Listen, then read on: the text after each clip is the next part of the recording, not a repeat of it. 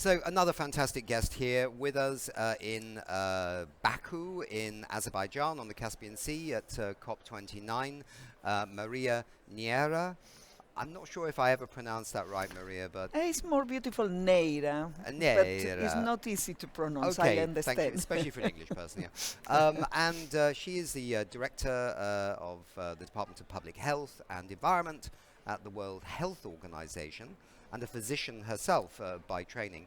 Um, Maria, we're doing a series of shows here in Baku from COP29 on the super pollutant methane, which, as you know, is also short-lived, with the idea that perhaps if we could work really hard on that, it could buy us some more time for the full decarbonization to really go a little bit further and faster. So it's a climate risk, but also an opportunity. But it also emerges that methane is actually linked with a serious health issue as well, and we're doing a health show here today. So tell us a little bit about it from your perspective. Is it on the radar of the World Health Organization? Absolutely.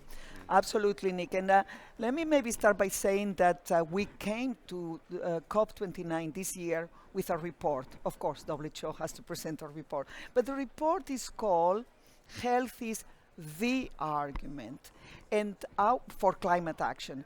And our idea is that you need to accelerate action, you need to be much more ambitious on your decision, because whatever we decide on all aspects of the negotiations here will have an incredible impact on our health. For good, if you take the right decisions, or for bad, if you take the wrong ones. So whatever means accelerate on this reduction on those gases that are creating such a problem for our health, methane and the short-lived climate pollutants. For a long time, we have been associating with the CCAC, the Climate and Clean Air Coalition, because for us, it's a way to first very quickly start to produce results. Those results will have a positive impact on our health. So certainly, those super pollutants are affecting our health as well. Will be a way to, on a very short time, have very good results. We can document as well the health benefits that this will represent, and then we are convinced that by providing health arguments, health benefits, this is maybe the way to accelerate this action that is so much needed. So if we put health as an argument for climate action, a positive one, I think people need to hear positive things as well. Huh? Yes, And absolutely. I think methane and the super pollutants can give us very good news on short time and start to feed our population with something tangible and positive. And as I say, we can document how we are obtaining those health benefits and telling the people about that and how we are trying to protect them, their health. I think we need to bring more here to these COPs, the visualizing for people how much their lungs are affected, how much their health is affected, how much their mental health is affected, how much cardiovascular diseases, respiratory diseases, name it, people displaced, how much they are affected. So the more we can dig on that and the quickest we have results, the more we will be motivating people to accelerate and Absolutely. so much work Well, to I do. mean, the show is called We Don't Have Time, but which means we don't have time to mess around. But it's also a show that tries to, show that there are actually all these pathways that we can take, and certainly with something like methane, which is mainly coming from the oil and gas industry, from leaks and things like that, from waste tips and landfills, and agriculture, which is a bit more politically complex. But that actually this is, you know either a major problem or it's a major opportunity, and framing it as an Exactly. opportunity is much more sensible, and it doesn't cost. You actually make money if you actually collect the methane Exactly. and use it, and there's no new technologies you need, so what's stopping everybody? Let's go. Yeah. Well, long time ago, we understood in the health community that we need to work with different sectors, that health is not just what's happened at the hospitals. At the hospital, we treat the health-related problems, but our health started somewhere else, and it started with the agricultural practices, it started with the land use, it started with the production of our food, how much we need as sustainable food system, how much we need an acceleration to the different sources of energy, clean sources of energy, how much we need to interact with urban planners, industrial people, innovation. So definitely we are ready to look for health opportunities in any sector that will have something to contribute. And I think methane could be a very important one to start to generate those health benefits, people understanding, helping us as well on this intersectoriality that is very much related to our work on climate change and health. And then we are ready for this. Is a kind of super pollutants, super responses, quick ones, and health benefits. Yes. And here at the COP here in Baku, what are you?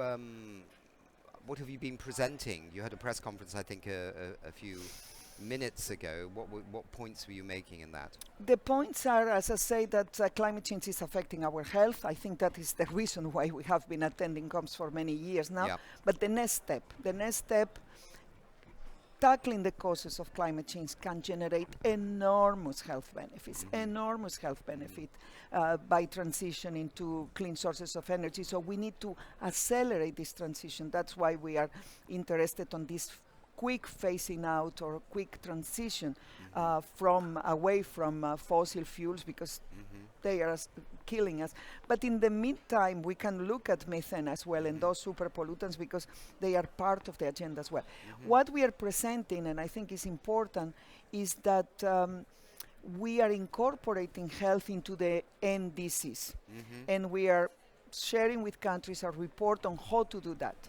Because at the moment, all the national determined contributions, everybody named health and everybody put it health very, very high and clearly is there. But when you look at the implementation or concrete actions, health almost disappear. So we are giving very strong guidance, particularly to our health community, to how to get integrated. I think health can be a perfect indicator of whether or not we are successful on our negotiations here. It will be such a dream to have, as the kind of measuring the success of the negotiations, a health indicator. Say, okay, you are saying that you are multiplying by 3 the access to renewable energy. Prove it by decreasing the prevalence of those diseases associated to air pollution and by decreasing the mortality associated to air pollution. That will be amazing. And there would be enormous economic benefits for all societies, surely, if that could happen. And exactly. In the end, we know lots of people only think about what's the bottom line in terms of money, but I mean, it must be a win-win-win economically. Exactly. Even on economic arguments, we know very well that in any case, the health system is already paying the price. Do you have an idea how much it costs to treat all of those chronic diseases caused by exposure to air pollution? Lung cancer, obstructive chronic pulmonary diseases, or asthma, all of those diseases caused by a stroke. Your brain is affected as well, neurodegenerative diseases. It costs a lot to our health system, so to our governments as well. So the price is already there, the money is already paid. We could use it in a different way. And of course, the subsidies that we are giving to the fossil fuels are not helping either. With that, we could do miracles in universal health coverage. Absolutely. I mean, what is it? It's billions, hundreds of billions in direct subsidies, and then what society has to pay for those subsidized fossil fuels is 7 trillion, maybe much higher now. I mean, it's eye-watering, and 1 trillion, they say, is now needed for the developing countries. That was that Nicholas Stern report per year. And everyone's like, where are we going to get that from? It's like, well, just move your head slightly to the right, and you'll see there's a golden egg over there if you only wish to harvest it. Look, thank you very much indeed for being with us. Pleasure. And thanks very much for chatting to us about methane and health. And you do absolutely tremendous work, and we're all in admiration. Thank you so much, Nick. Thank you. We don't have time, so we need have to time. do it. Yeah.